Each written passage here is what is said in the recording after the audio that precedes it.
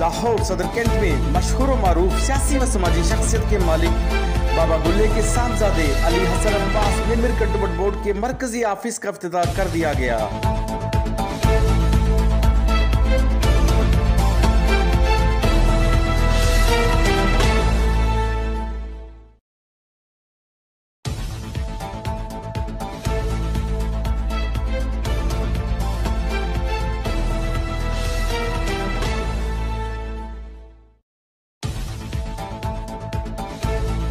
इस मौके पर सियासी व समाजी शख्सियात की शिरकत।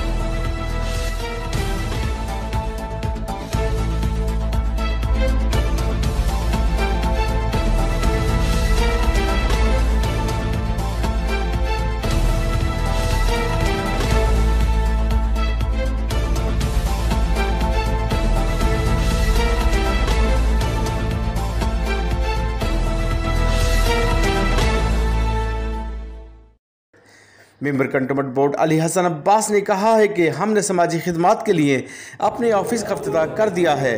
यहाँ पर इलाके के लोगों के मसाइल हल किए जाएंगे। कैमरामैन फरहान शेख के साथ Arshad Ansari, city one news, Lahore.